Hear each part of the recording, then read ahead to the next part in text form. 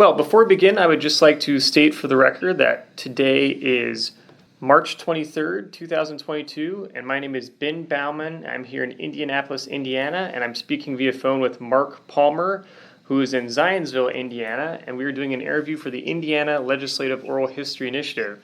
So just starting off, when and where were you born? I was born in Princeton, Indiana, in July 15, 1952. Okay. And what were your parents' names? My father's name was Don, D-O-N, Palmer. My mother's name was Marion Palmer, M-A-M-A-R-I-A-N. Okay. Where was your family from before Indiana? Before Indiana? Yeah. I don't really know. Oh, okay. How long have they been here? Well, I only know that I can trace. I only know that I can trace my father's side back to about the 1870s. Okay. We have some information that the great-great-great-great-grandfather was born perhaps in North Carolina. Okay. And may have actually fought in the Civil War on the Confederate side. Okay. I've just sort of found out that information. I haven't verified it, but Right. it's what I have found is kind of coincidental. It's kind of interesting. Sure.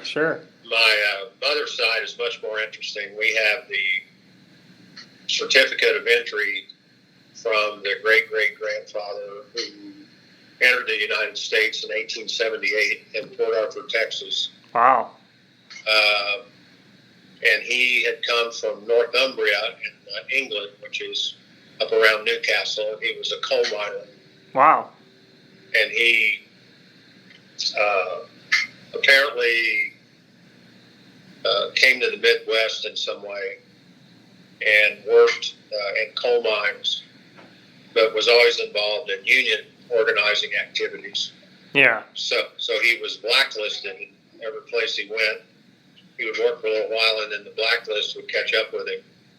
And he eventually moved moved out to Oklahoma, where he was a coal miner out there and had to forswear any union activities before they would hire him. And so my grandfather was actually born in Oklahoma before it was a state.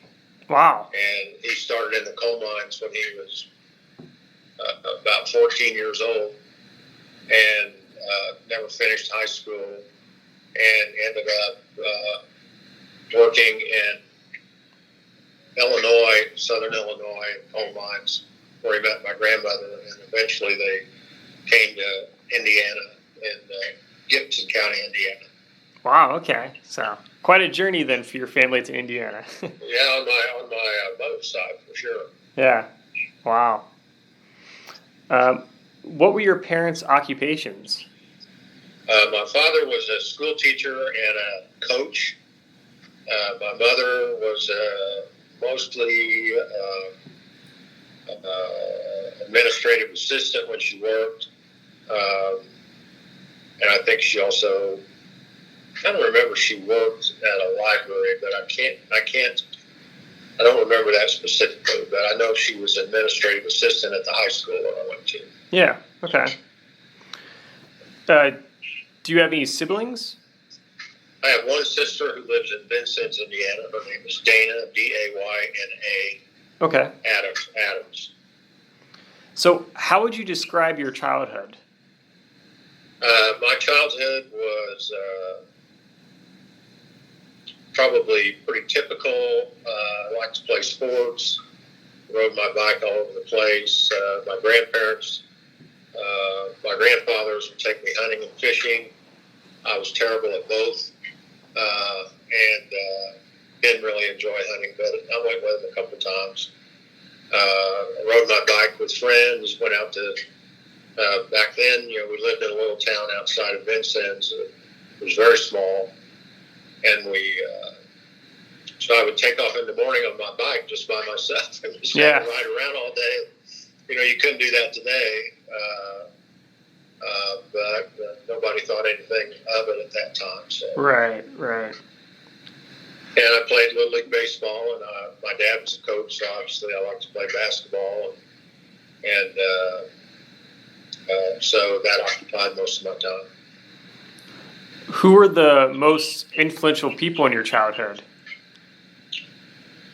Well, you always say your mother and father, they were influential. My mother was a very kind person, and one of the lessons that I always will remember from her is that we lived right on Highway 50 when we lived in this little town called Fritchton. That's where I went to school for most of my elementary and middle school years up till 9th grade. And she, it would not be uncommon for, I guess you would call them hobos, who would ride trains and follow the railroads, hitchhike around. And they would from time to time come to our house and ask for something to eat. Wow. Or ask for money to get them something to eat. Yeah. And my mother would never give them money, but she would always make sandwiches for them or cook something for them. And I can remember talking to one of them out on the back porch. He just waited there for her to come out with his food, and he was an interesting guy, but obviously either enjoyed being a hobo or was down on his luck. I'm not sure. Yeah. But the other thing was that I also remember my mother, my grandfather, who worked, her father who worked in the coal mines, was a wonderful guy, but he grew up in a different era, and people that were not white and like him all had derogatory nicknames. Yeah. And he would just spew these names out while he was ranting about these people for some reason. And my mother said, we got in the car one day after this particular dinner, and we had at my grandparents' house, and she said, if I ever hear you say those names that your grandfather said at the table, I will get you down and stuff a whole bar of soap in your mouth. Okay. Yeah. And she also used phrases like, I will slap you into the middle of next week if I ever hear you say something like that. Yeah. So she was, she didn't want me to learn to make fun of people or to, use derogatory words about people if I didn't know them. So she was a very kind person. My dad was more stern. He, like I said, was a coach. And, so he worked with me to teach me how to shoot baskets, how to hit baseballs, play catch with me. But, he was a guy that you didn't want to cross because he had a little bit of a temper. So I was always a little more careful around him than I was my mom. Yeah. I don't think that's unusual in families. Somebody right. There's always an enforcer. Yeah. One or the other is always the enforcer. Yeah. Interesting. Okay. And so, what did you know about your family's political beliefs then, growing up? Well, my grandfather. I didn't pay. Well, here's the two biggest memories I had. My grandfather was a union coal miner, and so yeah. They and both parents on each side kind of grown up in the Roosevelt era and Franklin Roosevelt era, and they had so being a strong coal miner, my grandfather always leaned Democratic, and was a big fan of Roosevelt, and on my father's side, they were all school teachers, and I can remember my mother on the way to the this earliest political memory I have is my mother, when I was in the grade school, was going to vote in the general election and was singing "Hey, Look Me Over," which was Birch Barr's theme song. Yeah. And it was a very popular, it was a catchy song, and she was singing it on the way to the polls. So I figured she must be a Democrat. And, yeah. so, I later came to find out that, both sides of my family were Democrats. And so as I got older, I really wasn't quite sure what I was going to be. I hadn't really thought much about it. But eventually I joined the rest of the family. Yeah, so was there like kind of an expectation that you would be a Democrat, or were they more like, okay, it's up to you, you can be whatever you want, or?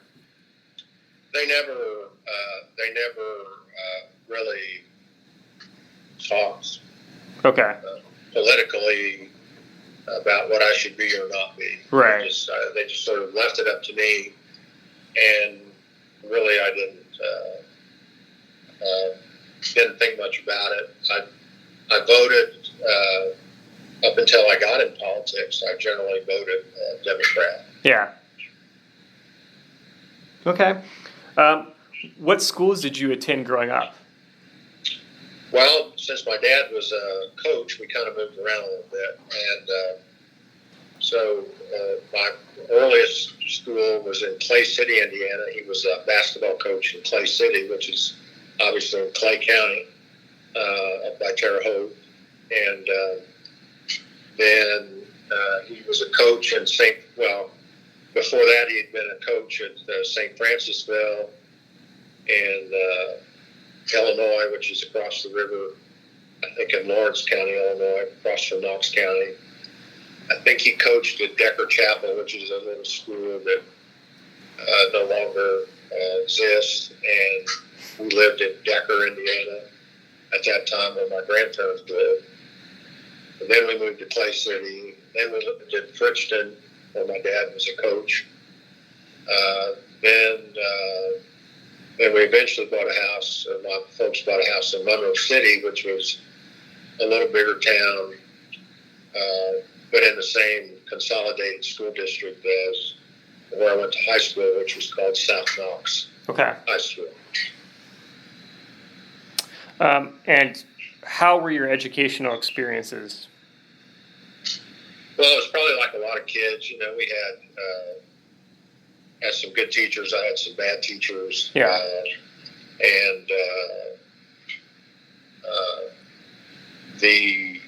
So I think I would classify it as normal. Okay. I was always a pretty good student. I think I was expected to be a good student, and so I always had good grades. I was always at the top of my class in some way. And when I went to high school, we consolidated. I had different teachers, and just like my other experiences, I had good teachers and bad teachers.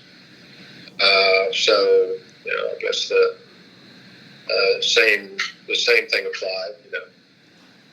Did you have any favorite subjects in school? Well, I loved history. I still love history, and I've always liked that. I wasn't particularly strong as a mathematician. Did not enjoy math. It was. I'm not sure.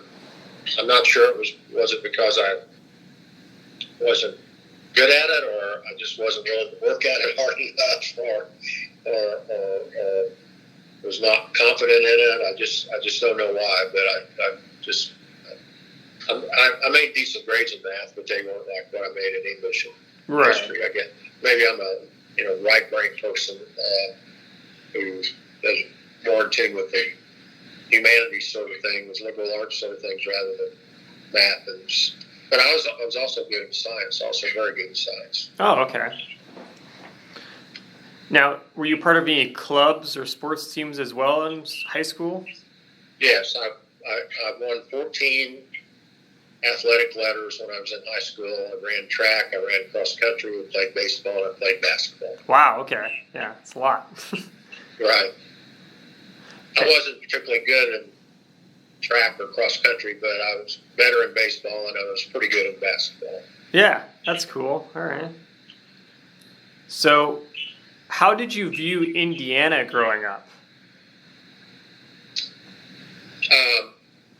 I'd have to say I was always sort of, I always really liked the history of Knox County. I was aware of it, I think, even as a young person. We went to see some of the historical sites in Vincennes and like the Clark Memorial. Have you ever been to Vincennes? Have you ever gone down there to see that stuff? I have not. Well, so Vincennes is the oldest town in Indiana, the oldest city in Indiana. It was established in 1732 by French explorers, and there was a trading post there where they intermingled with the Native Americans at that time. Yeah. And in 1779, it was the furthest western battle of the American Revolutionary War, when George Rogers Clark took Fort Sackville and sent the British packing back to Detroit. And then later on, it became the Indiana Territorial Capital. So the Indiana Territorial Capital comprised basically Indiana, Illinois, Minnesota, Wisconsin, and Michigan, and that was the remnant of the Northwest Territory back in that was established in 1797. Ohio withdrew in 1800, and the rest of the states then became the Indiana Territory. William Henry Harrison was appointed the governor of the Indiana Territory in 1800 and lived there until about 1813, I think. And so the place where he lived in Vincennes is built a house there called Grouseland, and that served as the Indiana Territorial Capital. It served as his home, and it served as a fortress in case they were attacked. It was the site of a meeting between Chief Tecumseh and Harrison in 1810, and was the base camp when Harrison went up to fight the battle at Tippecanoe. Yeah. So it has an important place, and I was always aware of its importance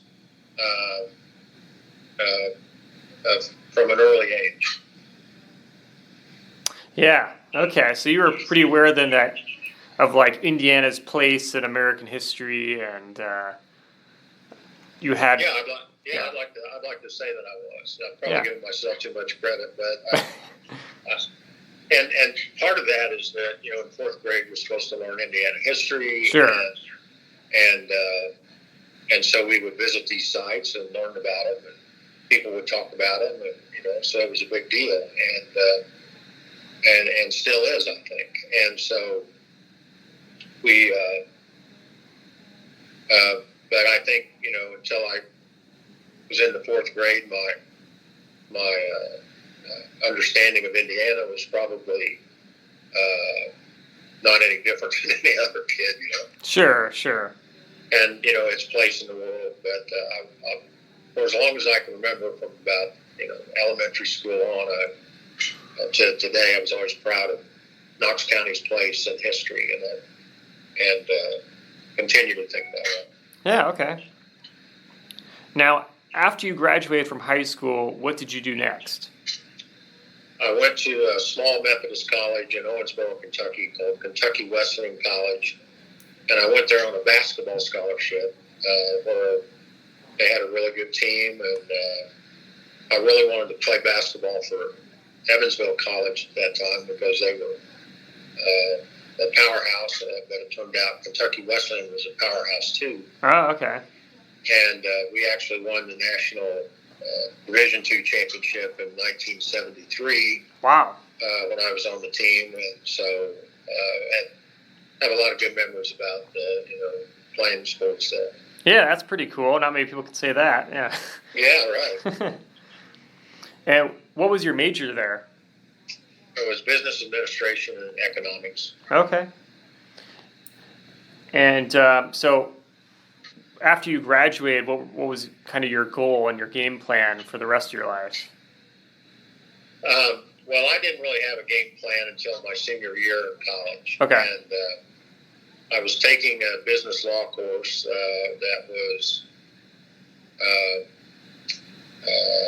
taught by a local attorney, Richard Ford, who was a local attorney in Owensboro, Kentucky, and I did quite well in it. And at the end of one class, he asked if I would come up and see him, and I did, and he suggested that I go to law school. And I had never contemplated that before. I always thought I didn't want to be a school teacher like my father or my grandfather, because actually I thought it was pretty hard. Yeah. Pretty hard work, and I didn't see myself in that situation. And I knew I wanted to do something different, but going to law school had never crossed my mind. So not only did he suggest that I go to law school, but he also suggested the law school I should go to, which I did. And it was Mercer University in Macon, Georgia, of all places. Oh, okay, yeah. So, I was lucky to get in, and I suppose, and I was started my career, started my law school in September 1974. Okay. In Macon, Georgia. Wow. Yeah. So, how do you, looking back on your college experiences, how would you describe them in law school and as an undergrad?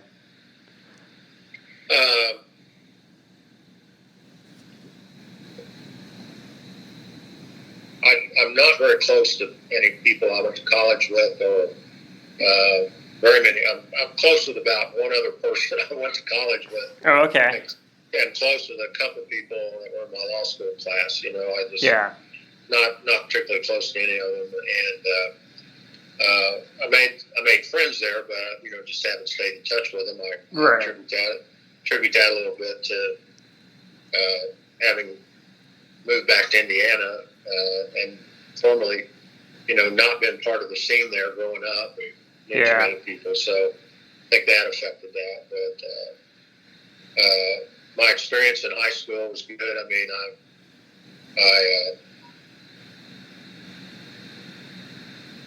I finished in the top 5 in my class. I had an opportunity to go to a lot of different schools to play basketball.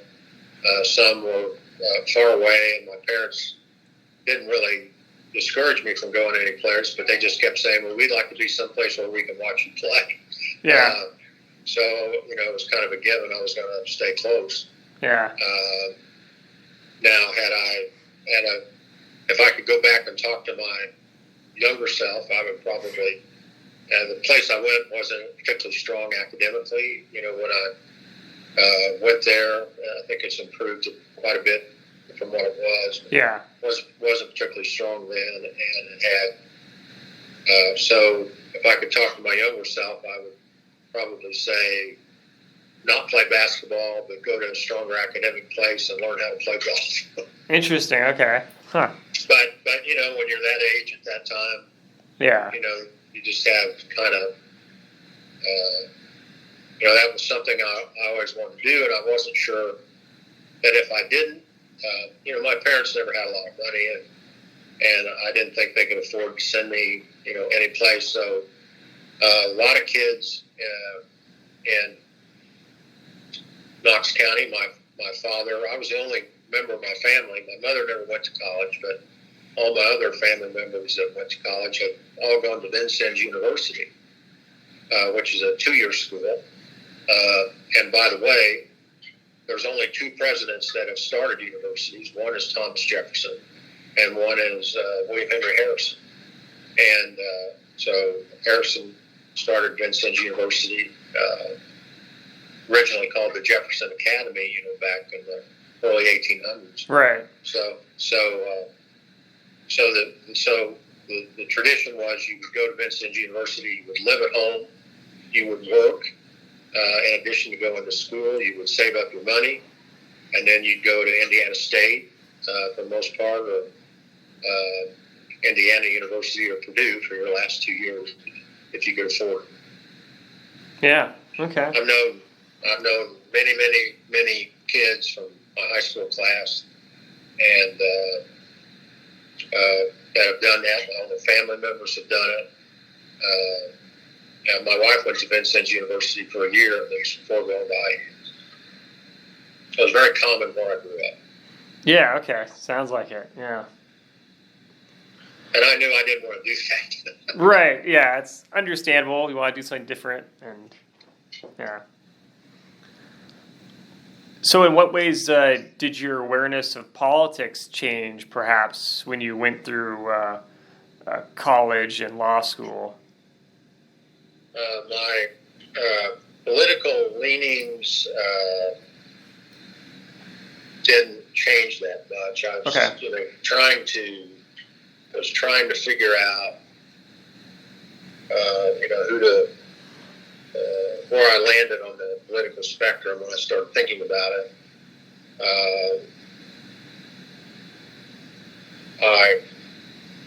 First time I could vote for president, obviously I grew up kind of in the Watergate era.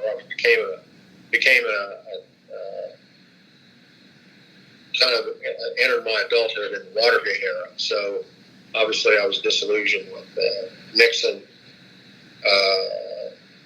Growing up when I was a kid, I loved John Kennedy. Thought he was cool.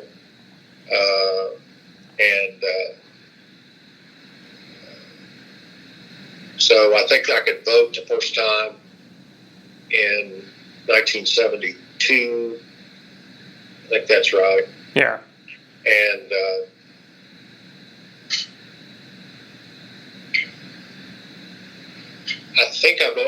I'm sure I voted for McGovern, but he really wasn't my cup of tea. I thought he was a little too liberal, even then. And I think that was the kind of rub on him that he lost badly. But then later it was revealed about Watergate and all that stuff, and right. I was happy I made that vote. Yeah. Okay. I voted for Carter. So I graduated from college in 74, graduated from law school in 77. I know I voted for Carter in 76. Became disenchanted with Carter, even though I was in Georgia at that time. Things were just going south, and he seemed ineffectual. He was a nice guy, but I really didn't see him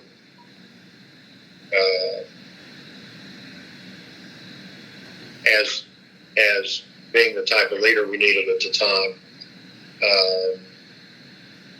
I think it's more bad luck for him than incompetence. I think. Yeah. I think it was just events of the world that stayed him up, and I didn't care for Reagan. So in 1980, I didn't care for Reagan.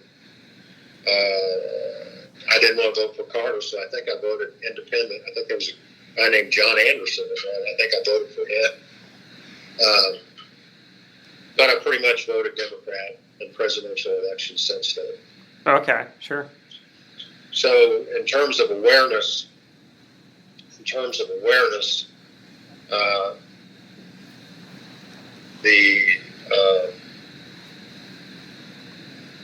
I don't remember much politically when I was in. I was a prosecutor for 3 years in Macon, Georgia, after I got out, and then we had our first child and moved back to Princeton, Indiana, where I was also a deputy prosecutor there. And I can remember getting an inquiry from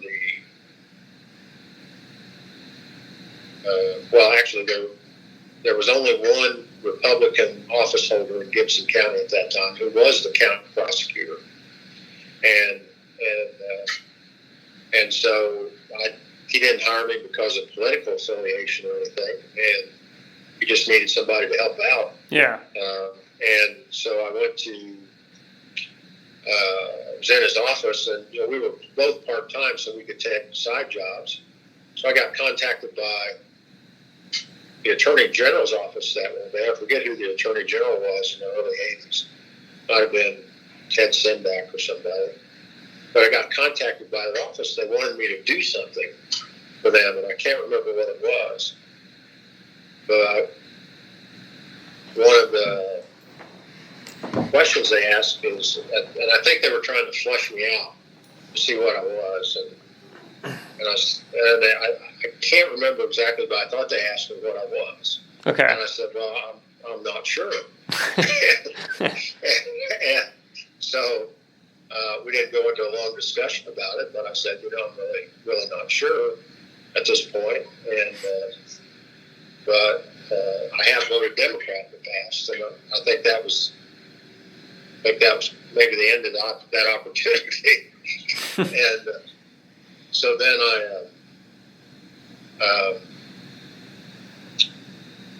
one day I got a visit from the Gibson County Democrat chairman, who came up into my office, and I thought he was there because somebody had written him a bad check or something. Okay. He ran a tavern in Fort Branch, Indiana, and so he came up and he asked me if I would be interested in running to be the mayor of Princeton. Wow. And again, it was almost like that situation where the professor asked me if I was should have gone to law school. It's like somebody hit me in the head with a hammer. So yeah. I never even thought about it, running for office. And from that point, it's kind of triggered me. And I don't know what it was. Maybe I was flattered, or maybe somebody saw something in me I didn't think I had or something. But at that point, I started getting interested in it.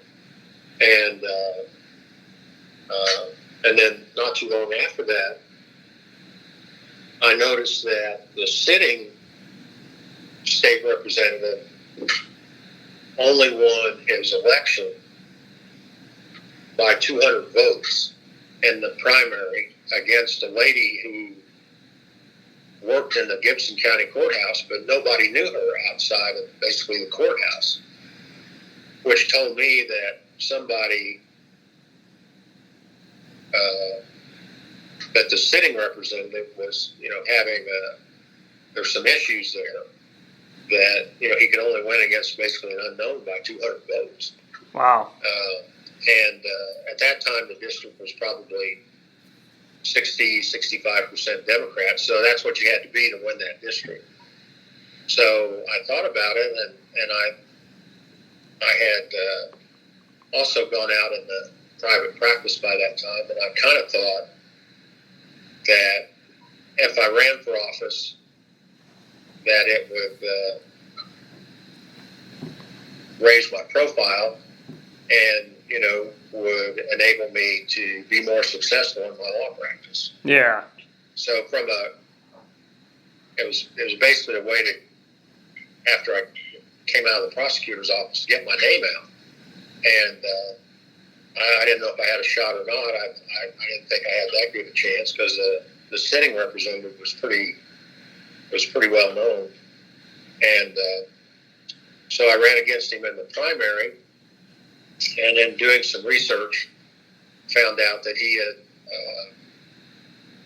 had run for Congress, and he was a big-time realtor, flew around in helicopters and all this kind of stuff. And so my grandfather had actually taught him in high school, and so I threw my hat in the ring. I had a total of $1,500. Okay.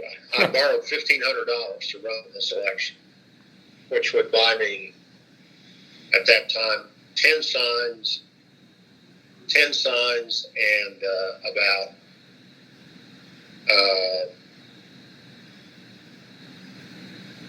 5 days worth of radio. There you go. Yeah. So anyway, I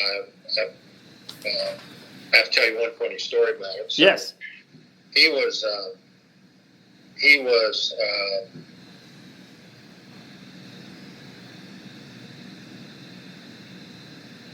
Golden Gloves boxer. My opponent was a Golden Gloves boxer in the Army, and when he was 20 years old. And he was pretty good. He was a good fighter, I think, and boxed in and out of the Army as an amateur. Okay. During the time right before I ran against him, he decided to turn pro as a boxer at like age 38 or 39. And I can remember stories about after I got elected, people told me, now that it was safe to tell me, he would have fights at the Indianapolis Armory, and all the legislators would go down there and shout encouragement. He won like a bunch of fights, 4 or 5 fights in a row. He was getting a lot of press about that. Wow. So he didn't campaign against me in an active way that I remember, and I couldn't figure out why he was not doing anything. And so anyway, the day that I went to the AARP breakfast to talk to the 15 people that were there, my opponent, the sitting legislator, was on Good Morning America, being interviewed about his legislation. That he was called the fighting legislator, and so he was being interviewed about his boxing career. And I figured that was worth about $1 million worth of publicity for him. Yeah. So I saw that and I said, well, I'm probably toast by this. And then in doing my research, I found out that he started looking at voting records and stuff like that. And I kept noticing that there were a lot of times he didn't vote at all. And so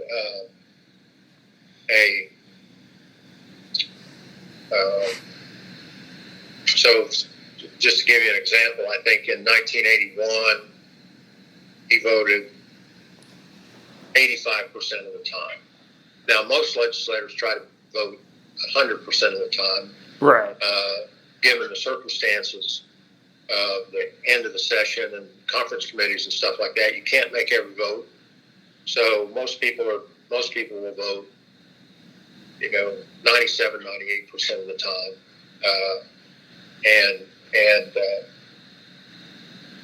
So he was clocking in at 85% of the time. Yeah. Then in 1983, he voted 80% of the time. Then in 84, he voted 75% of the time. It was something like that. It was in roughly that time period, and that was the voting pattern. So the theme of my campaign was that I'll be there. And so we had one televised debate, and I'd never been on television before. And we had it at Vincennes University, and brought up this question, and he said, well, I hate to say it, but I had to take care of my sick grandmother. Well, I missed all those votes, which I later found out was probably an exaggeration in some way. But, so anyway, to make a long story short, I won the primary by 300 votes, and then I went on to the general election against a Republican who had been a used car salesman, or not a used car salesman, a car salesman at Vincennes. He was a nice guy, and we didn't have a mean election or anything like that. But I ended up winning that pretty handily, and then for the next 2 times I ran, I was unopposed in the primary and the general election. Oh, okay. Yeah. And so when you were running for the General Assembly, did you have any specific legislative issues that you were focused on, or?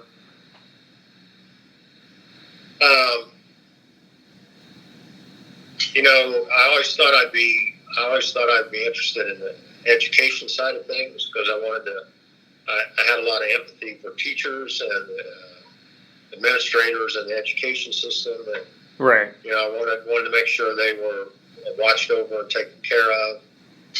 I knew that coal was a big economic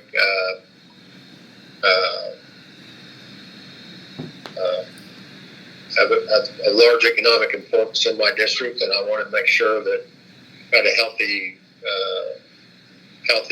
coal producing atmosphere, and also one of the things I found out was that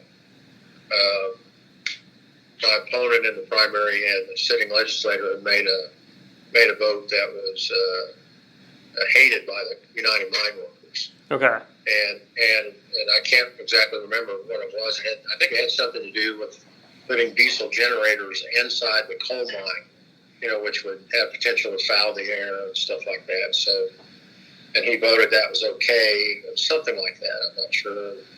So, given my grandfather's past history with the mine workers, I, felt close to them. Yeah. To make sure that they were taken care of. So those were probably my, and also I was very cognizant of the farming community because that was a large economic factor in my district. So I wanted to make sure that I could help the farming community out. So I had ideas about how to get better roads here and how to, make tax burdens lighter on the farm community. So I sort of focused in on that. Sure. So not terrifically,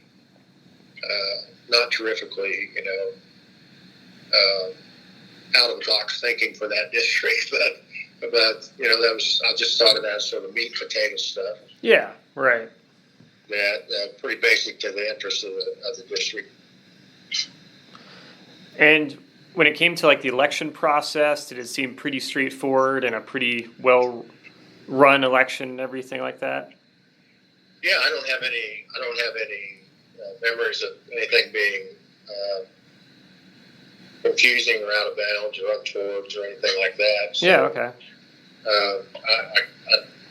I thought it was fine. But, didn't have any changes I would particularly worried about. Yeah. What was your reaction when you found out that you won? Well, so anyway, I tried. I don't know if this was smart or not, but I tried to be at every precinct in the district during the course of the day. Okay. So I probably actually spent more time driving than I did, actually with the precinct because it was a long district. Yeah. And at the end of the day, I hadn't eaten anything all day. At the end of the day, I got home and I went to bed. It felt like somebody had driven a 10-penny nail into my head. I just had a terrific headache. Yeah. And I think I just laid in bed, maybe went to sleep. I was so tired. And then the phone rang, and somebody, I think my wife answered the phone. She said, "You might want to listen to this." So the phone call was that I'd won the election, won the primary. And so I went down to the courthouse and shook hands with everybody down there. I was pretty stunned, really, at the result. Wasn't sure if I was going to win or not, and so it was a happy day. Yeah, I bet. Did you kind of maintain that general campaign strategy and political issues that you had like the rest of your career when it came to campaigning for future elections? Well, I really didn't have to campaign for the next two times. Okay. So I maintained it for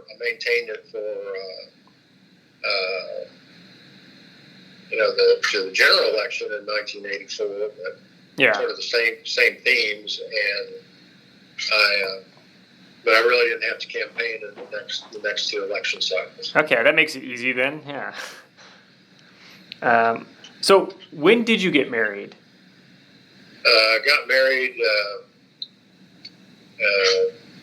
3 days before I started law school. Okay. And September 13th, Friday, September 13th, 1974. Okay. And do you have any children? Yes, I've got two children. Okay. I've got a son named David who's a lawyer in San Francisco, practices immigration law, and I've got a daughter named Emily who lives here in Indianapolis, and she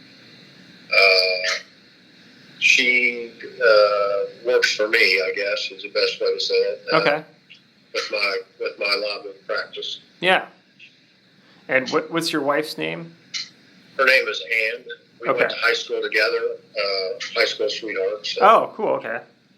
yeah, we were in the same grade in high school. Yeah. Neat. So now thinking about your service in the Indiana General Assembly, what were you thinking the first day that you walked into the State House as an elected official? Where's the bathroom? Yeah. Okay. Always good to know. That was pretty important. Yeah. And, you know, actually, the first time I walked into State House as an elected official was at our caucus before the first day, the organization day of the General Assembly. So Okay. you use that day as to elect your leadership of your caucus. So I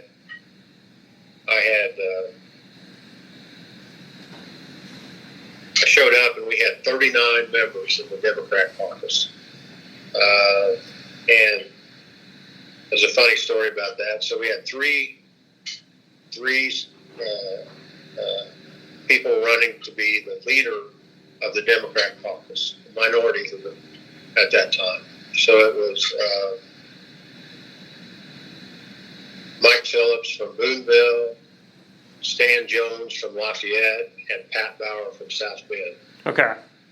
And each one of them, in the course of the run-up to the general election, had come down to either have a fundraiser for me or help me on the radio or, you know, do something for me. And I'm going, and I was so naive and so wonder why they're doing this. Why are they coming down here? Why do they care? And I didn't know that they were sort of setting me up to vote for them, you know, for the leadership position. Yeah. Wow. So anyway, you know, I was, like I said, I was so naive. I had the state senator in town that I would ask all these questions. You know, the first time I was elected,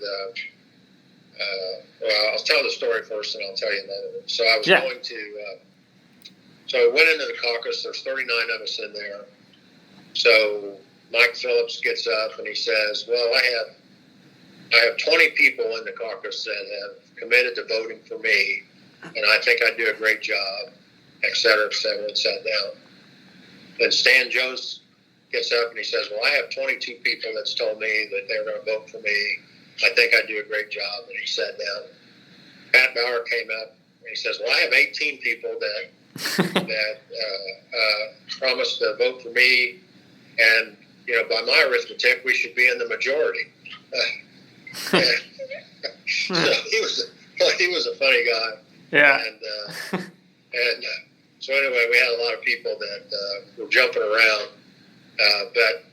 but the state senator that was advising me said, you know, make your choice. When they call, say you made your choice. Tell them who their choice is, so they don't keep calling you. So he said, if I'm you, you need to have somebody from your district or from your area. So that was Mike Phillips. So I started getting all these calls, and I said, I'm voting for Mike Phillips, you know, and I wasn't bothered anymore. So yeah. I was there. So then the next time I had to tell you about the first time after being elected, I had a lobbyist come and see me. Okay. And he came down to Princeton to meet me, and Princeton's a pretty small town. And he says, hey, Mark, hey, you mind if I take you to lunch? And I said, no, that's fine. He said, well, let's go. We can go anywhere you want to go. And I said, well, how about the Dairy Queen? So we went to the Dairy Queen. I think he thought we were going to go someplace a little more highbrow, but unfortunately there wasn't any place highbrow in town. There you go. Dairy Queen, yeah. So I was a cheap date. Yeah, that's funny. So anyway, what was your next question? Yeah, so I was just thinking about, like, you know, when you first got into General Assembly, for a lot of people that can be kind of hard to follow all the things going on. What were your expectations for the legislative process? Well, you know, you're always kind of in awe of what's going on. You don't want to I was pretty quiet. I didn't, I wanted to watch and learn. I didn't want to go off and shoot. I wanted to pick my shots. And I had, I met a lot of nice people that gave me advice about, how to do stuff and what the procedure was and what to do, what not to do. And then you're kind of left on your own to decide on who should be somebody you rely on for guidance. You sort of through that process wean out who you. I don't want to use the word trust, but yeah, who you can rely on to tell you the straight scoop. Sure. Because even within the caucus, you'll have some people that they're trying to. Everybody's always trying to get an advantage, either for their bill or for a vote or for something.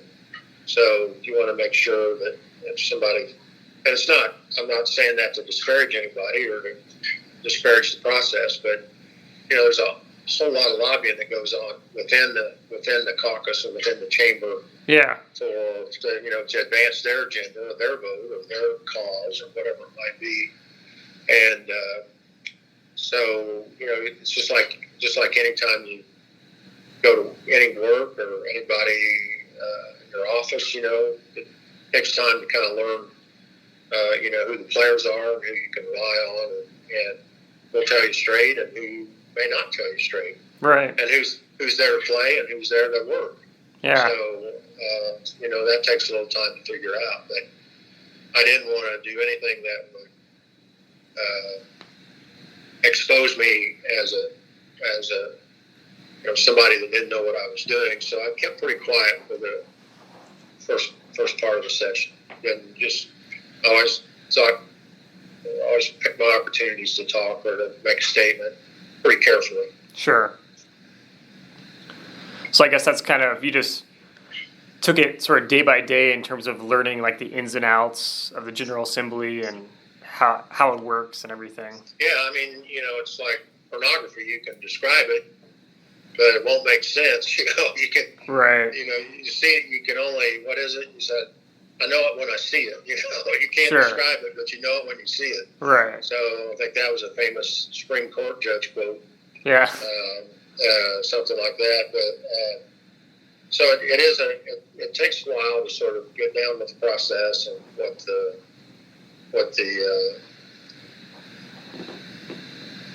I don't want to say tricks, but what the procedure is. And one of the smartest things anyone's ever told me is learn the rule book.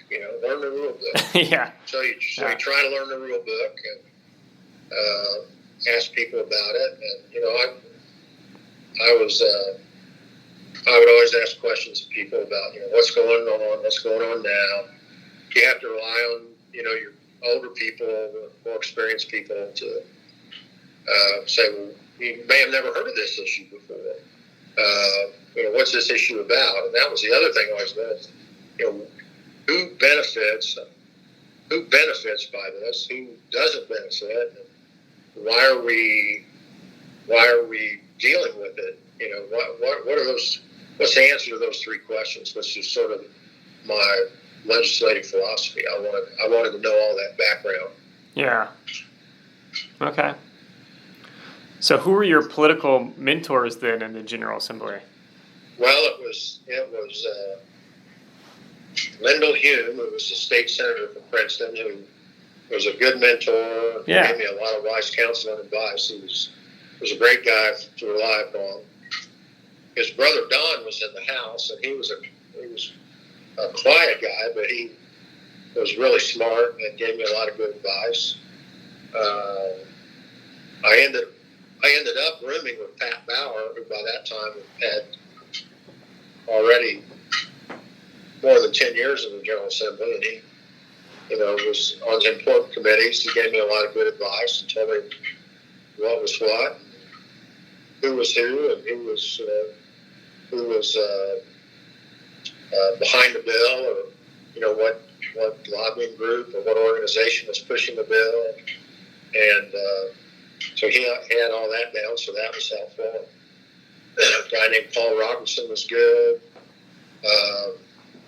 On the Republican side, I worked with John Thomas out of Clay City, who was a straight up guy.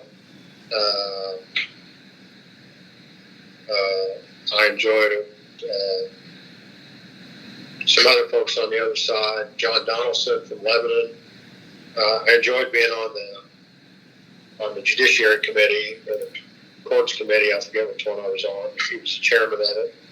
So that was a committee that wasn't overly partisan. So we sort of looked at things like lawyers do and tried to come up with a good legal solution for things.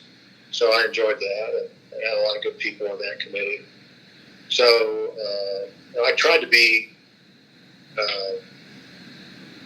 pretty bipartisan in my approach in getting advice and making friends and talking to people about stuff. But I'd have to say that Lendl and Don Hume were probably my two most important mentors when I started out. Yeah, okay. Sure. And how did you keep track of what your constituents wanted during your service? Well, that was before cell phones and email and those types of communication devices. So you would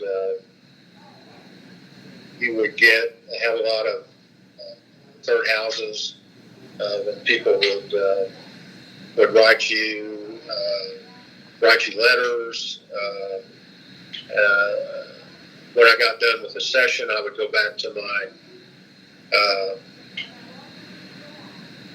cubby hole that they have for legislators. They don't have real offices.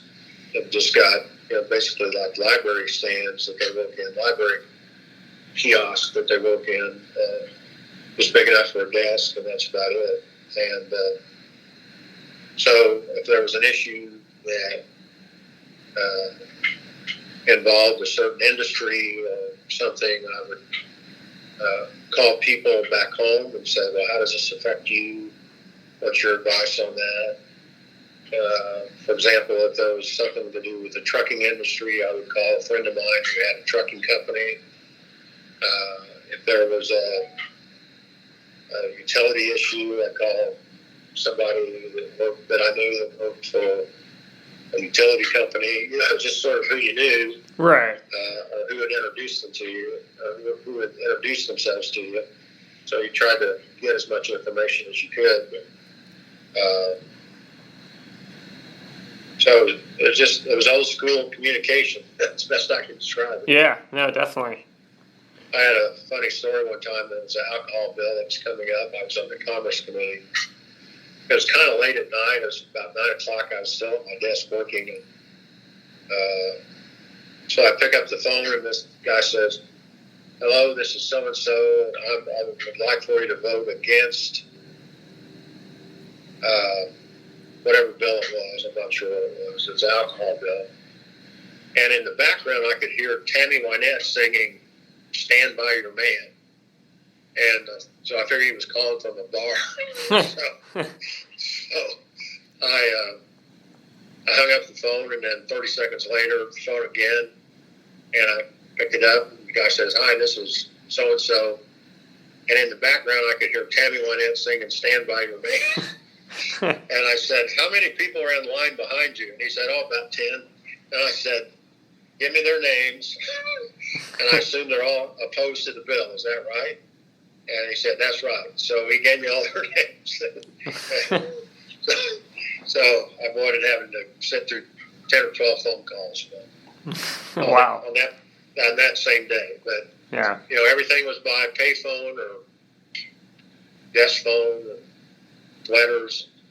That's about how we operated back then. The newspapers were much more influential back then. Yeah. And they had the press club.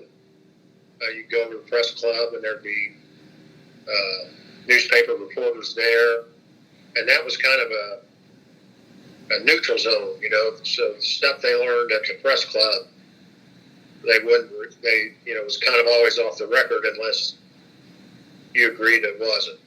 And So that's another way you learn stuff. Because you could ask them questions and they'd ask you questions. You mutually find out information. But for the most part, it was a neutral zone. Yeah.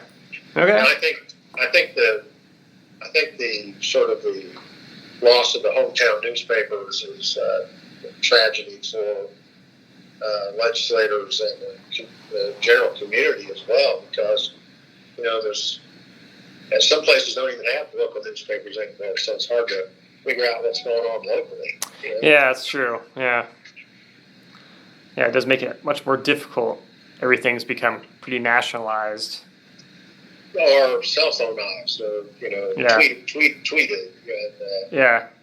So I think it's I really sad at the loss of the local newspapers. Go to the press club, would be reporters there from Terre Haute, Evansville, Indianapolis, just all over the state, and so you could really get a lot of information there, and it was good to talk to those guys.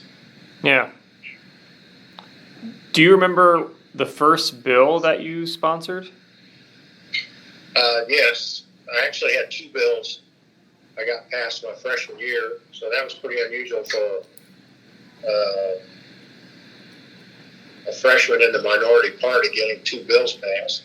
Yeah. And the one bill was to change the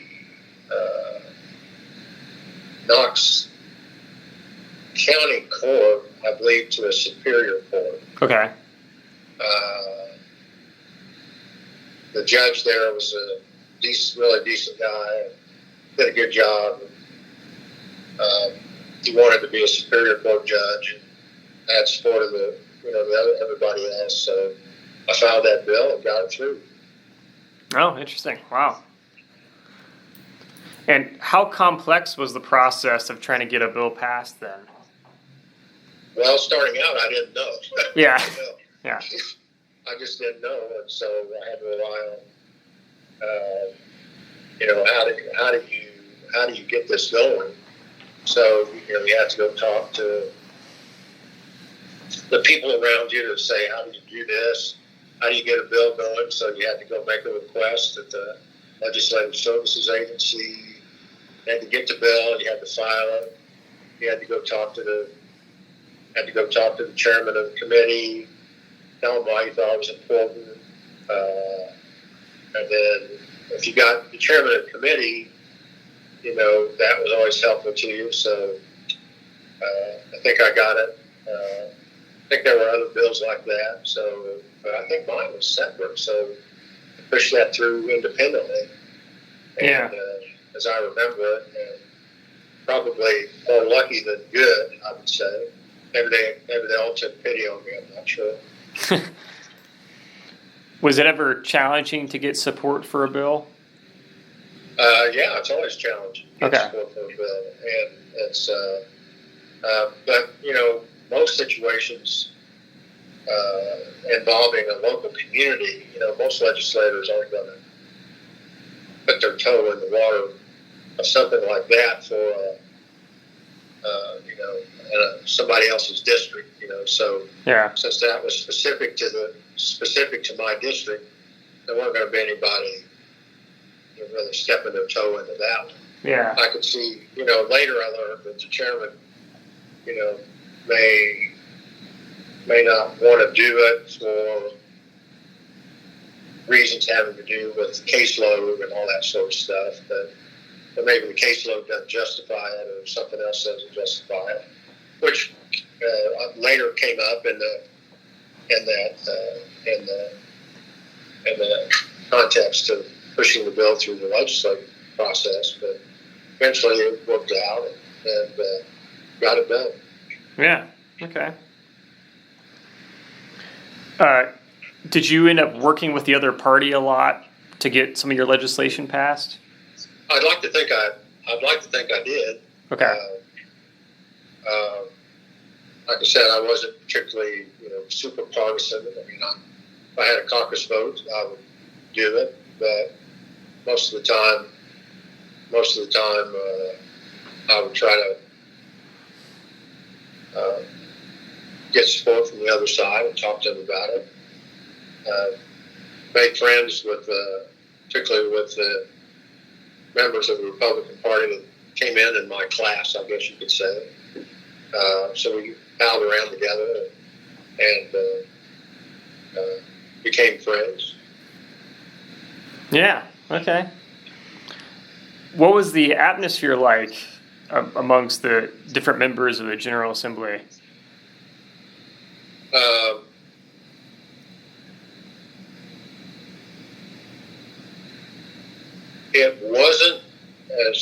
It wasn't nearly as tribal. Okay. Then as it is today. Oh, okay. If that makes sense. Yeah. Yeah.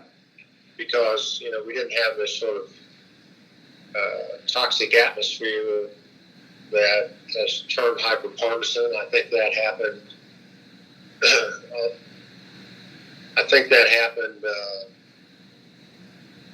In the most significant way back in the mid-90s. When Newt Gingrich sort of pushed that contract for America, and used personal insults against people. You're either, if you're not for us, you're against us. There's no middle ground. Yeah. Okay. Stuff.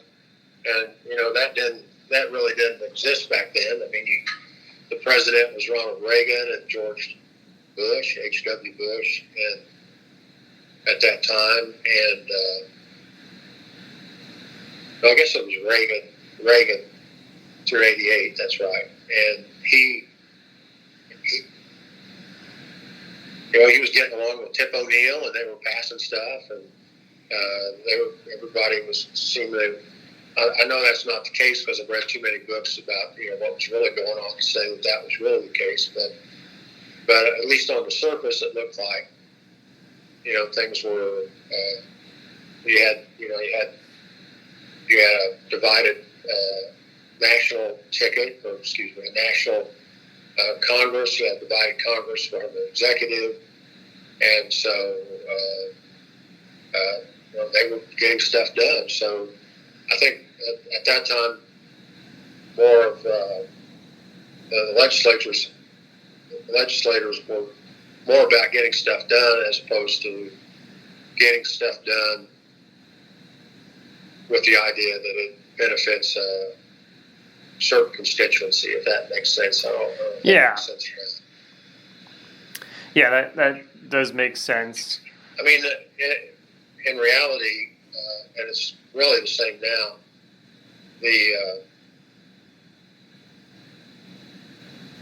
about 90% of the stuff is not partisan at all. It's about 10% of the stuff that is.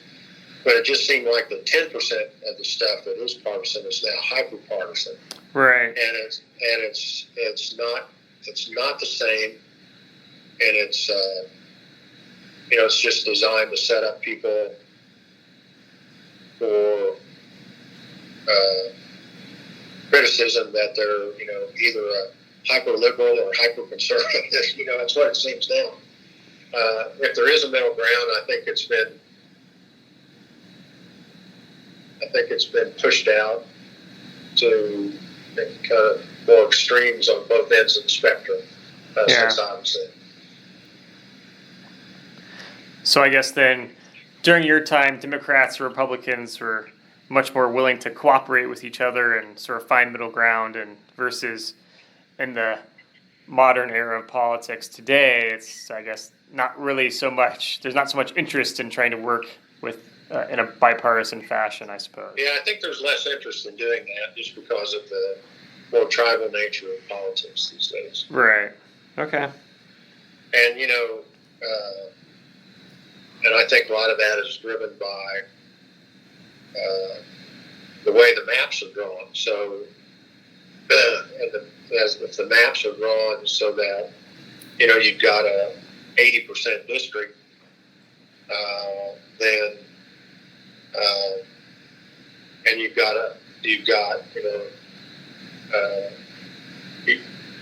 don't have to worry about what people in the middle have to think. What you really have to worry about is what the 15% of the people that come out and vote in a primary do. So you can have a small group of people that comprise 7 or 8% of the voting constituency in a district who may be one-issue people, or maybe pretty far one side or the other on the spectrum, control the outcome of the entire thing. So you've got to, and that's where the game's won or lost now on both sides. So who can go farther to the right or farther to the left, depending upon who's coming out and voting in the primary. Yeah. Okay. And, Indiana itself is a Republican state. You can't, it's not 70-30. It's not 70%. It's not 30% for Democrats. It's more like 55-45. So the Republicans could probably draw maps that were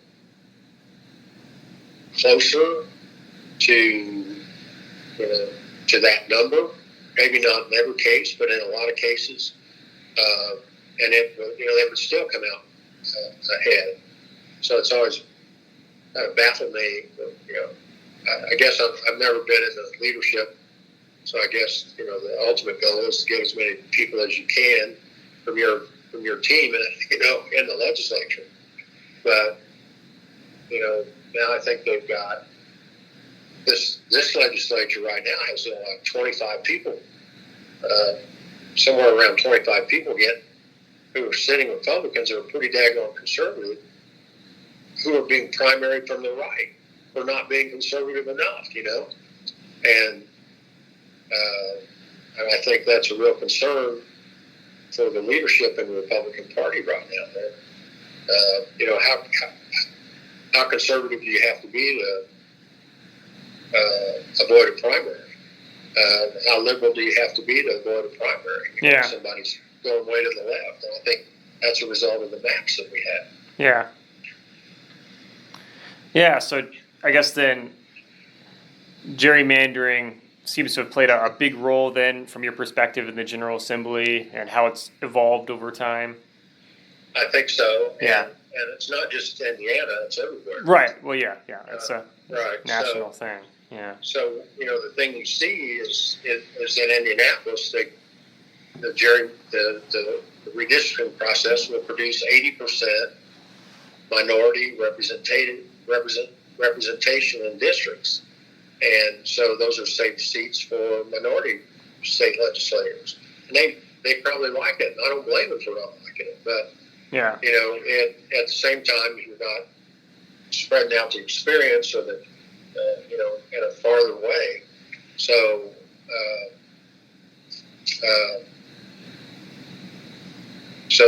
those people are worried about getting primaried from the left. Who can. I just think these 80% districts, if they can be avoided, should be avoided, because I think it makes things tougher. Yeah. It makes things more prone to being tribalized, I guess. Yeah. I keep using that word. Well, yeah, I know. Another way to think about it. Yeah, no, I understand. What about the differences between the House and Senate? Well, that was pretty evident this past session. The House, the House and the Senate, regardless of who's in the party, who's got the majority, or who's if they're from the same party or not, they all have a friendly rivalry. So the House always calls the Senate the cave of winds. The Senate will call the House, the little children or something like that. They always disparage the other people. I can remember one episode when I was at the House, and back then you had legislative days. So your short session consisted of 30 legislative days, and the long session consisted of 60 legislative days. And those days were determined by who met. So if the House met and the Senate did not, that burned the legislative day for both houses. So generally, the leadership in both houses tried to coordinate so they would meet on the same days so one wouldn't deprive the other of a legislative day. So anyway, I think this is the only one I can remember, and I've talked to people since then in the last 40 years, and they don't remember anything since then. So we were in the House, and we got called up. We got called up to the Ways and Means room. Both parties. We had a joint caucus of the Democrats and Republicans in the Ways and Means room, and the Senate had burned a day on us without consulting us. So they took a day away from us. We were collectively, it was almost like Braveheart, across from the English Army in that movie. We were so upset. Yeah. Everybody was screaming and hollering. We wanted to go over there and, chop their heads off. And that was a pretty unusual day. And now it's not that way anymore because they changed the statute governing it. But it's so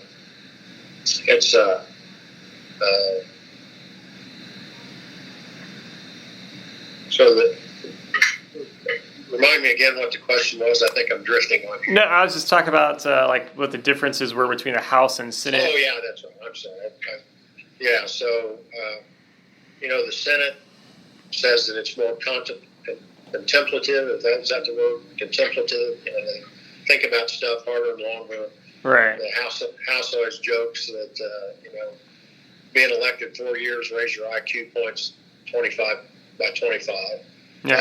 Because they don't think they're smarter than the House guys are because they got a 4-year term. Yeah. And so each side sort of. But the Senate, I got along with people in the Senate. Tried to work with them, vice versa, and that's me personally. But the Senate, they pride themselves on being a little more thorough in how they examine stuff and what the issues are. So they have sort of that philosophy about their house, their chamber. The House is more like, I call it the people's rock fight. It's a little more spontaneous, a little more rowdy, if you will. The decorum's a little different than the Senate, so it's probably not like any other divided chamber in the United States. It's probably how they think of each other. Yeah. Okay.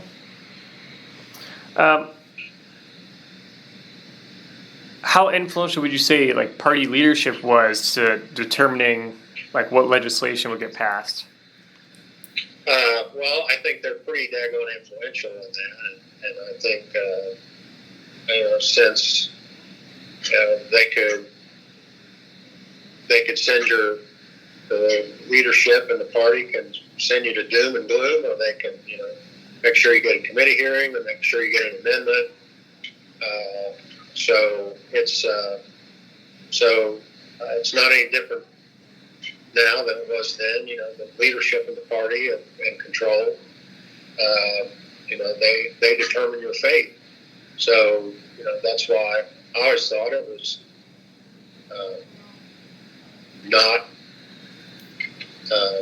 not wise to challenge them in any way or to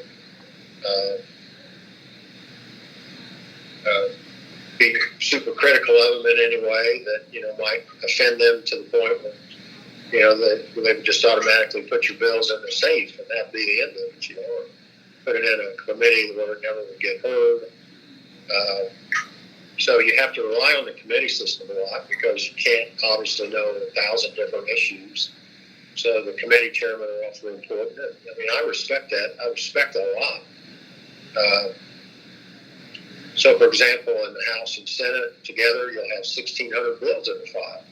Yeah. And, how does any one person know all that? So, it's like going to college or anything else. There has to be a winnowing process because you can't take every applicant. So what's the winnowing process? Well, there's Is it something that's needed? Is it a well-written bill? Is it well thought out?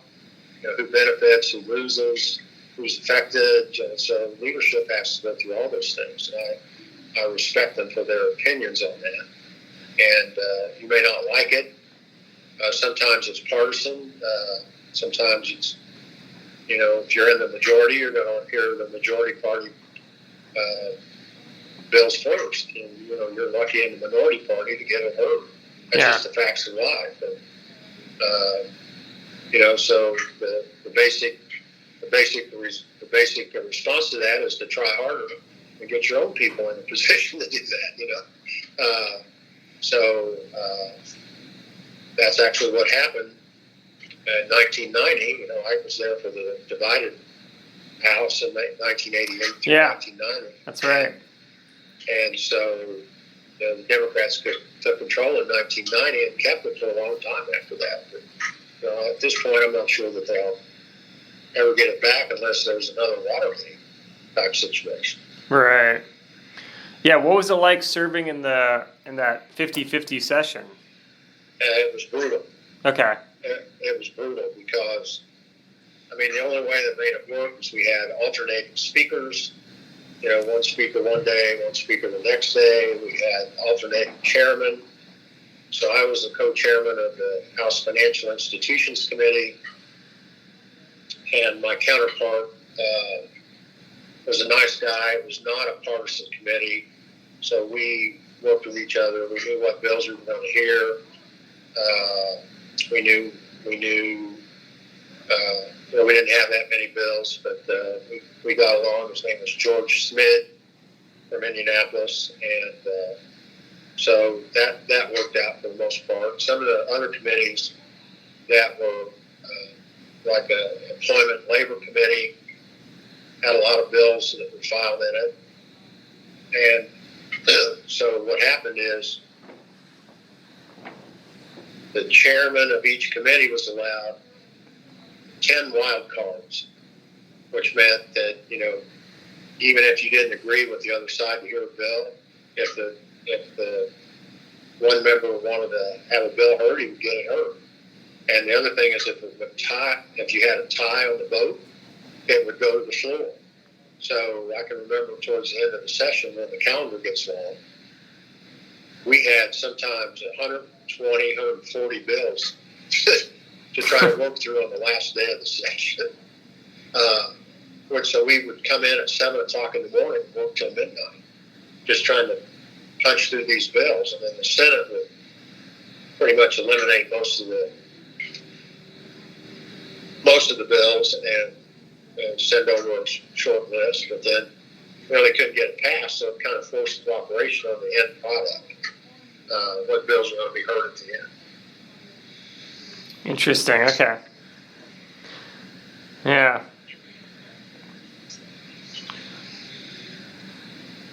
So do you think that, when you're thinking about the differences between having like a 50-50 session where everything is, divided versus having a supermajority session, what do you think is better off in those situations for getting things done? Can you get something done in a 50-50 session, or is it just constant battles? Well, stuff was done in the 50-50 session because you were forced to get anything done. You either had to say we're not getting anything done, or things we do get done, but you were going to have to work together to get them done. Okay. And in a supermajority, not commenting on any bill or any sort of result, you don't have to worry about what the other side thinks. You don't have to take their recommendations or their opinions or consider them in any way. Just here's the way it's going to be. Boom, just shove it through. Yeah. Okay. So the 50-50 sessions forced people to make compromises because they wanted to do something. And right. Okay. Interesting. Yeah. Yeah. It was long and tedious but stuff did get done. Yeah. And it forced people, forced leadership, forced people in the House to, that were interested in getting something done, and you had to work together. Yeah, okay. And how did your legislative service affect your family life? That's primarily why I got out, Oh, okay. Yeah. because I didn't like being away from home. I mean, we worked from Monday till Friday, so I had, also had a law office going at the same time. So it was, I'd go home on Friday afternoon, Friday night, have to get up on Saturday, work all day Saturday, work all day Sunday, leave on Monday morning. So, from the session, we were in session, it was really hard. It was harder on my wife than it was me, because she had to hold down the fort. And, I think I missed a lot of the kids growing up during that time. When the kids came up, they were delighted. They got to run around the state house. I bet, yeah. Do fun things. And, but, it was one of the reasons I decided that, being in the legislature wasn't for me. I also thought it hurt my law practice. It didn't help it, because, your clients may need something right away. They can't wait till May for you to attend to things and show up in court or whatever it might take. So I thought it hurt my law practice. And then sort of the nail in the coffin was for me to continue was that, I got a point where I had local people turn against me. Local Democrats turned against me for a reason I'm not going to go into. But, Okay. I just couldn't continue to work with it. I just said, I can't do this anymore. These 3 reasons are why I can't do this anymore. Yeah. Yeah, okay. And in the Indiana General Assembly, how influential would you say lobbyists were on, like, the legislation that would get passed or promoted? Well, I think they're still they were influential then, and they're influential today. Okay. And I don't know that one era is more or less influential than that. I will tell you that back at that time, lobbyists could go into legislative services agency and just basically say, I'm here to have a bill drawn up. So it wasn't just the legislature could show up. The lobbyists could show up and get bills drawn up, claiming that they had permission from the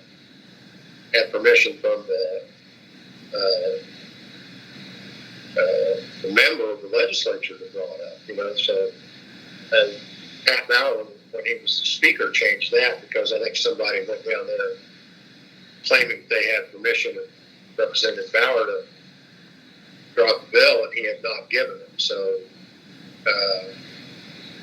Bauer put in a rule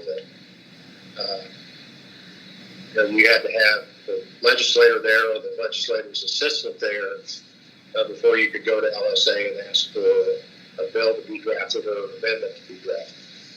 So, but then, just like now, there are lobbyists that exert a lot of influence over legislation through the force of their personality, through a number of clients that make contributions, through the law firm they work for, the political connections that they have. It's a combination of all those things. Yeah. Okay. Interesting. And to be candid, I mean, the legislature, the Indiana legislature at least, doesn't have much of a staff. I mean, they've got legislative assistants who primarily work on constituent work, responding to constituents and those sorts of things. They don't have research people. They don't have technical expertise in a lot of areas. They don't have the staff to do that. So lobbyists can be very influential by having a lot more facts and information than anybody else in the State House can. So that's another way they can be influential. And I'd have to say, for the most part, that's why lobbyists are influential. And I've seen lobbyists and organizations give a lot of money to legislators, but they don't end up with anything. So I saw that this past session, and but they had bad information, and they couldn't rectify it. So so having political influence or having clients to give donations or friendships doesn't always necessarily mean that you get the result that you like. But having information is as powerful as all those things put together sometimes. Yeah. Sure. So, as a legislator, how do you know if a lobbyist is going to provide you like really straightforward information, or if they're really, kind of just giving you a very biased view of an issue? Well, I can tell you my own experience. Is that they would ask me, or they would make their pitch to me. They would make their pitch to me, and then I would ask, well, what's the other side of this story? Okay. Well, what is somebody going to come here and tell me about this? Right. That's not consistent with what you're saying, and I would have to give them that story, because if you don't give them the full story, they know that you're somebody that they can't trust to give them all the information. Okay, sure. It's a self-enforcing system that they have, where if somebody gives you information that's not accurate or inconsistent or not inconsistent, it's not factual, it's not truthful, and so the first time the legislator relies on that and gets burned, well, that's the end of that lobbyist in terms of having much influence at all. That word gets around pretty fast, and so you can make a mistake and you can apologize for a mistake, and most legislators will accept it. But if you purposely say the wrong thing, knowing it's not true or not factual, not accurate, then that word travels fast. Yeah. Okay. And to what extent would you say money played a role in politics and like the influencing legislators or something like that? I think it has a place. I don't think it's the final determination about stuff. Okay. I mean, I think it's just like it's kind of an extension of human nature. I mean, if somebody supports you, if somebody's friendly to you, if somebody thinks you're important, and expresses that either in a comment or financially, if you're as an elected official, well, you're naturally going to listen to what they have to say. Yeah. It's not a determiner of what's going to eventually happen. And Okay. Again, I saw that this past session. I've seen it in every session. I've seen it in person. I think I'm not even sure if it buys you access. Okay. And I don't even want to use the word buy. I want to use results and access. I think it can, and it does for the most part, but not in all cases. Okay. I think that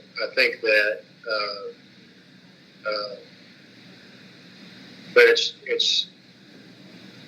lobbyists try to be friends to legislators. Lobbyists try to understand legislators, what they think, how they think it, why they think it. They try to understand their background.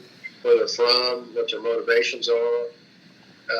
It's like working in any environment. You try to find out about the person so you can craft your arguments to be accepted by them. So it's just like a friendship in a small town. So the legislators know who they can rely on, who they're friends with. It doesn't necessarily mean that you're going to get what you want, but as I said, it's an extension. It's an extension of just trying to become friendly with somebody. Mm-hmm. So they'll see you in a good light. We want them to see you in a good light, appreciate what you say, know you're a serious person, and they can rely on what you say. Yeah, that's more important to them than cash. Okay. So when people are like in the General Assembly and stuff, or if they're like running a campaign and they get a donation from a group, organization or whatever, I guess they're appreciative of that, but not all legislators are going to necessarily support the positions of that group that donated to their campaign. It just kind of depends on the situation, I guess.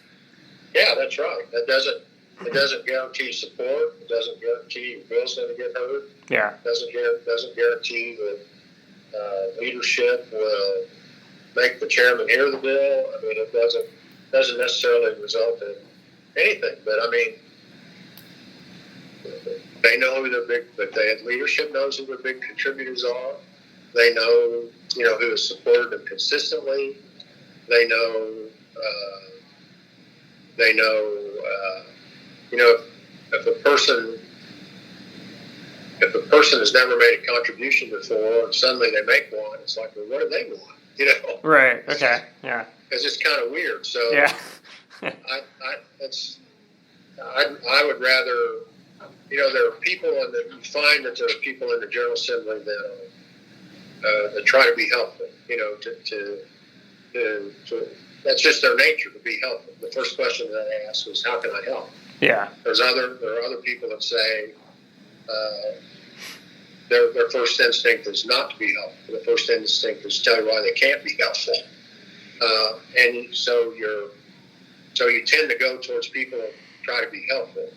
And if those people have been helpful over the past, you want them there. You want them to continue to be there. So you will support them financially going forward, because as a lobbyist or as a legislator, you want them in that position to be helpful. So I hope that makes sense. And it's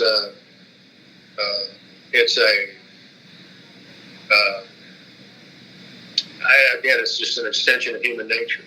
Yeah. Okay. Thinking about, I guess, legislation specifically, what would you say was the most controversial legislative issue when you served?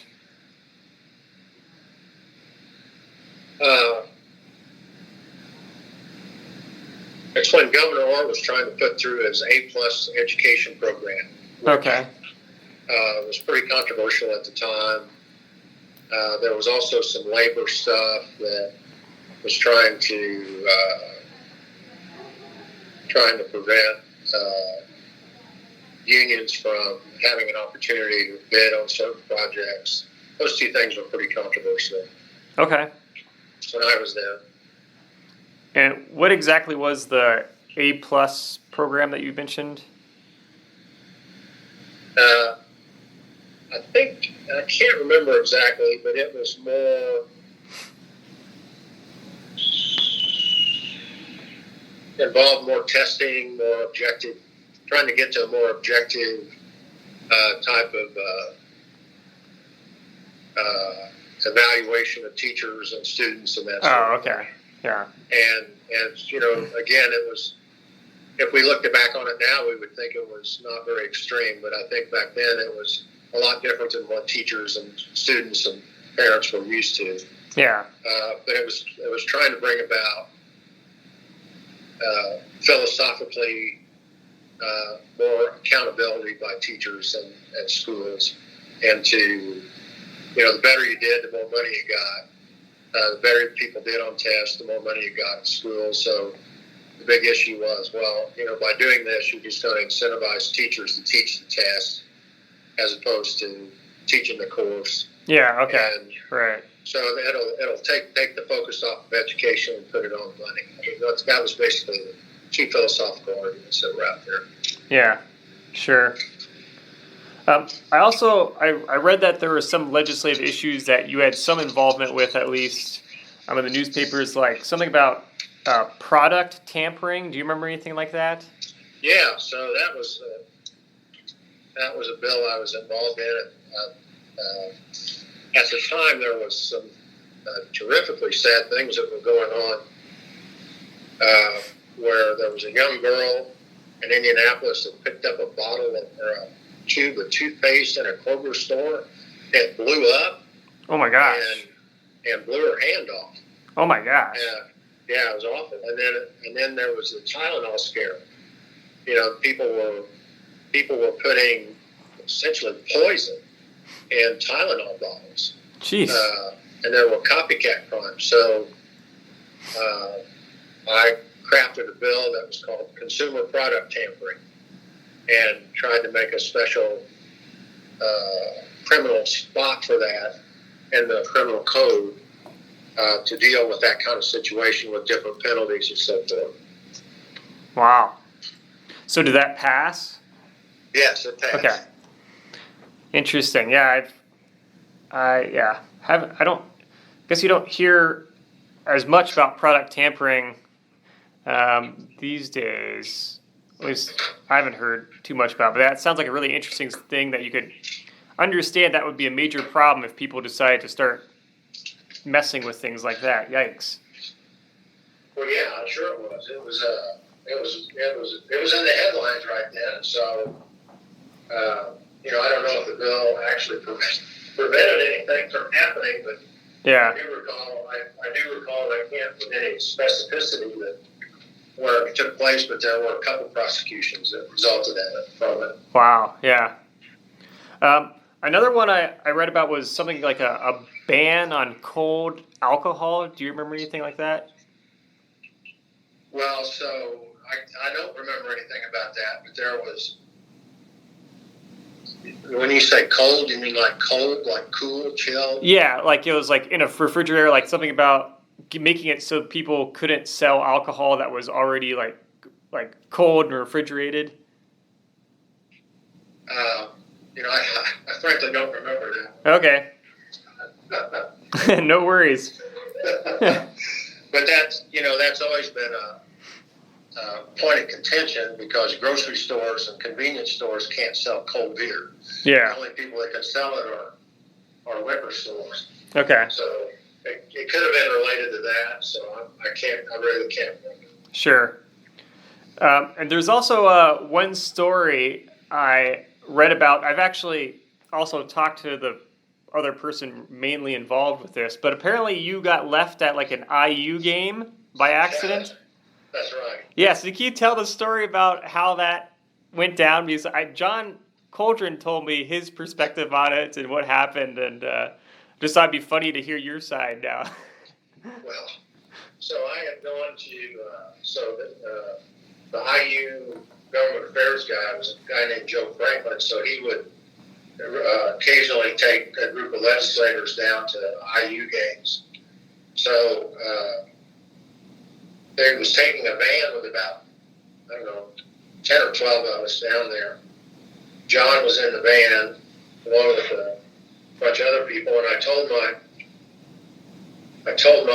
wife that I was coming up to IU for a game. Wondered if she could come up with another couple we were friends with. And I got them tickets to that, and so at halftime I went up to see him and said hi to him and went back and sat in my seat. And then when the game was over, I went back to say goodbye to him. And then I said, well, I've got to leave. And so when I went to where the van was parked, it was gone. And So I didn't know what to do, so I went back on the floor. And at that time, Steve Alford was playing for IU. Yeah. So I ran into his dad, who was my high school coach, and said, hey, I've had this problem. And so he said, well, Mark, why don't you come with us? We'll go to the Wagon Wheel or wherever that place was, and we'll eat with the team. So I got to go eat with the IU team at the Big Wheel or Wagon Wheel or whatever it's called. Wow. And then a friend of Steve's and me volunteered to take me back home. And then when I got home, which was about midnight, I got a call from John, and he said, "Are you okay?" He said, "I've had the state police out looking for you." Yeah.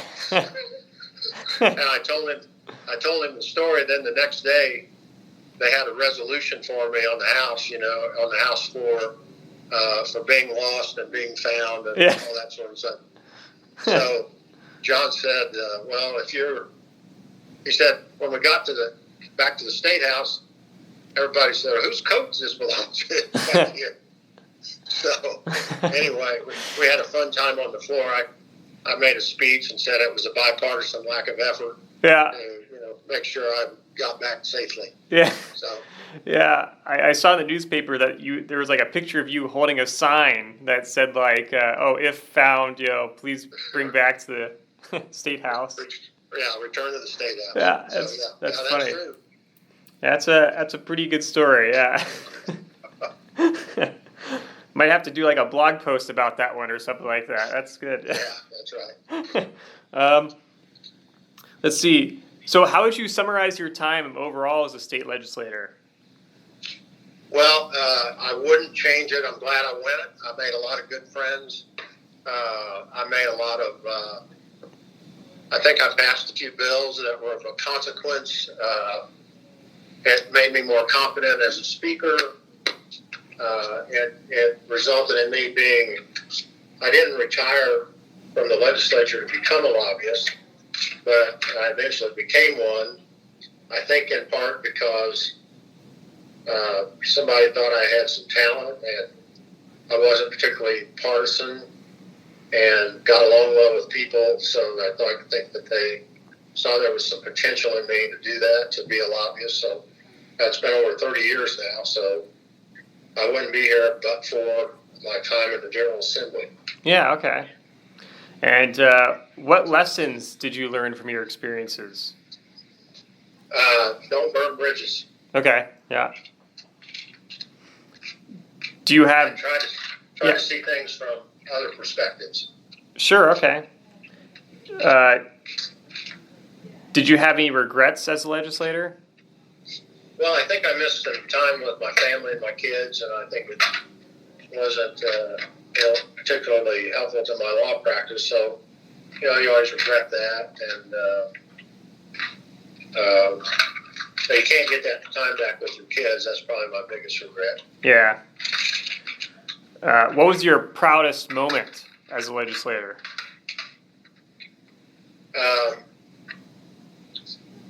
I'd have to say when I think I had several. It's when you got a bill through the process, you were always proud. Okay. And I was proud of that consumer product tampering, because I created that out of my own brain. That's always good when that happens. Yeah. Yeah. And somebody else didn't ask me to file something or do something for a particular organization. I just thought it up. Yeah. Okay. What advice would you give to future legislators or current legislators? Make sure that you have a complete and thorough understanding of what it's going to do to your family life, how it's going to affect your wife, how it's going to affect your kids. Understand that you will be pulled in many directions. Try to understand and not be dismissive of people who have other opinions. Try to listen carefully, and I think all those things will help make you a better legislator if you decide after talking to your wife and children that that's what you ought to do. Right, right. What, in your opinion, would you say is the most important work of the General Assembly?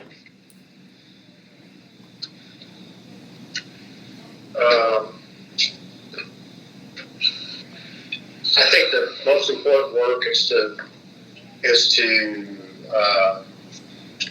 try to make sure that we have a good economy and a fair opportunity for everyone to partake of that good economy.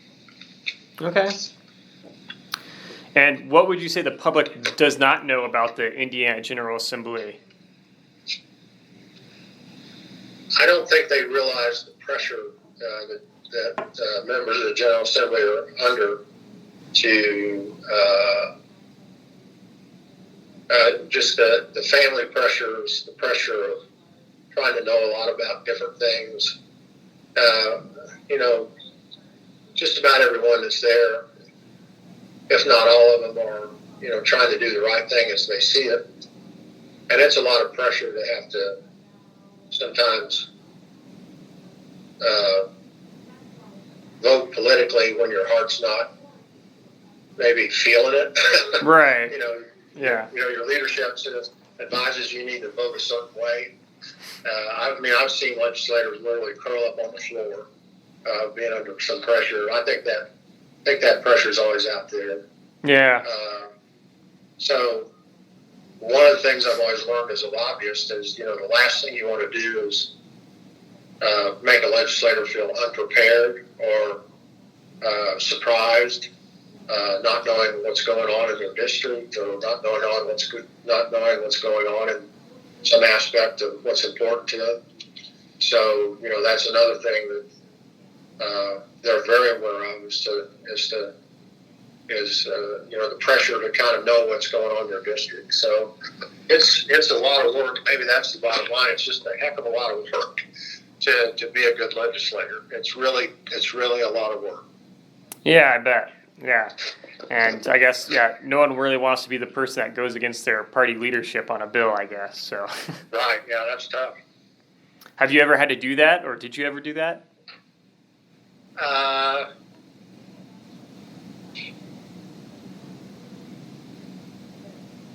can't. I recall one vote I may have done that, but I'm not sure.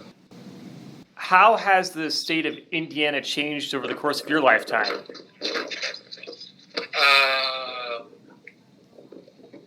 Well, I think it's become less rural. There are more people living in the city now, and more urban than it was when I was in the legislature, when I was growing up. I don't think that's... So here's an interesting statistic for you. I'll try to look it up one of these days if you have a chance. Sure. So I think I did my own research and sort of, it's like 67% of the people in Indiana now live in cities, but 67% of the legislators that represent the state are from rural communities, from the rural areas. Wow, okay. So there's sort of a disconnect between the population and the representation in terms of the urban-rural settings. In Northwest Indiana and Fort Wayne, Indianapolis, and Evansville, large industrial areas. Yeah. And so I think there's been not a disconnect, but sure, maybe a realization in the last few years that Indiana is more of a producing state, manufacturing state, than it is an agricultural state. Okay. The other thing I would say is that the situation which was making Northwest Indiana a butt of jokes in terms of its politics and its sort of under the armpit of Chicago type jokes about it. Northwest Indiana has been in the last 30, 40 years has really changed and how it operates. It's got, I think, a much more open and transparent government. It used to be unfriendly to industrial to companies. The politicians up there said that you can't. Industry needs to pay everything. People don't need to pay anything for tax-wise. So the industries up there were, heavily taxed to the point where they were just about ready to leave the area. And I think there's been a lot of improvement up there in the last 30 or 40 years that I've seen, and just in terms of its standing in the community. And I've always thought it's a hidden jewel in the state, but I think it's starting to come out of its shell now, and a lot of good things are happening up there. So that's a big thing I've seen in the last 30 or 40 years. Yeah, okay. How would you say the people of Indiana, how have they changed?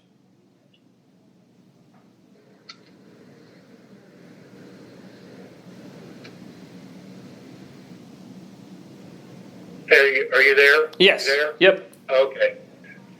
Say that question again. I was switching between my phone and the car. Yeah. No problem. How have the people of Indiana changed?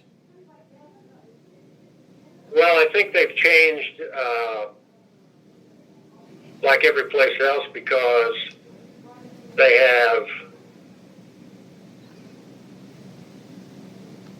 24/7 news channels that, like, I think you use the term nationalized now. I think like a lot of places we're more nationalized because we get constant news and updates on what's going on in Washington and the world, and